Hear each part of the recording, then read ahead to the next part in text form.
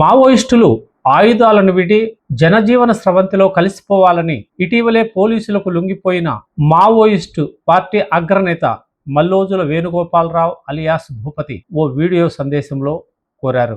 నక్సలైట్లు ఎవరైనా ఆయుధాలు వీడాలని భావిస్తుంటే తనను సంప్రదించాలంటూ, అలాగే లొంగిపోయిన మరో మావోయిస్టు నేత రూపేష్ ను కూడా సంప్రదించవచ్చునని ఇద్దరి ఫోన్ నెంబర్లను కూడా ఆయన ఆ వీడియో సందేశంలో ప్రకటించారు. సాయుధ పోరాటాన్ని విఫల మార్గంగా పేర్కొన్న మల్లోజుల మావోయిస్టుల హింసా మార్గాన్ని వేడాల్సిన తరుణం ఆసన్నమైందని వివరించారు. పరిస్థితులు మారాయని, ప్రజల మధ్య ఉండి చట్ట పరిధిలో పని చేయాలని మల్లోజుల వేణుగోపాలరావు హితబోధ చేశారు. తమ చర్యల వల్ల ప్రజల నుంచి దూరమైన విషయాన్ని మావోయిస్టులు ఇప్పటికైనా గుర్తించాలని ఆయన కోరారు. సాయుధ పోరాటాన్ని వీడాలని, అందుకోసం సుముఖంగా లేని మావోయిస్టు పార్టీ కమిటీ మొండి వైఖరి వల్లనే తామంతా లొంగిపోయామని, మార్పులను గ్రహించడం మావోయిస్టు పార్టీకి వీలు కావడం లేదని ఆయన తప్పుపట్టారు. తాను, తనతో పాటు లొంగిపోయిన నక్సలైట్లంతా దేశద్రోహులని విమర్శిస్తున్న వ్యక్తులు తప్పు చేస్తున్నారని ఆయన పేర్కొన్నారు. మేధావులు, ప్రజాస్వామ్య ప్రేమికులు,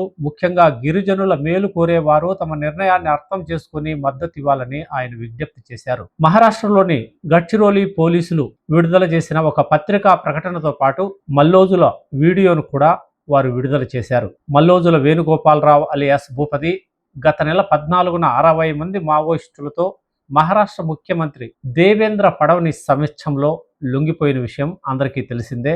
అలాగే రూపేష్ అలియాస్ సతీష్ గత నెల 17న 200 మంది మావోయిస్టులతో కలిసి పోలీసులకి లొంగిపోయారు. వీరి ప్రకటనని ఒకసారి అధ్యయనం చేస్తే మావోయిస్టులు ఇక మనుగడ సాగించడం కష్టమని, ఆయుధాలు వీడి జనజీవన స్రవంతిలో కలవకపోతే మట్టిలో కలిసిపోతారని స్పష్టంగా అర్థమవుతోంది. కాలానుగుణంగా ప్రజల అభిప్రాయాలకి, ఆశలకి అనుగుణంగా మావోయిస్టు పార్టీ అప్డేట్ కాలేదని వీరి వాదన బలపరుస్తోంది. మావోయిస్టుల చర్యల వల్ల అమాయక గిరిజనులు తీవ్రస్థాయిలో నష్టపోతున్న విషయం, ఆ ప్రాంతాల్లో అభివృద్ధి జరగని విషయాన్ని వీరి వీడియో సందేశం ప్రతిబింబిస్తోంది.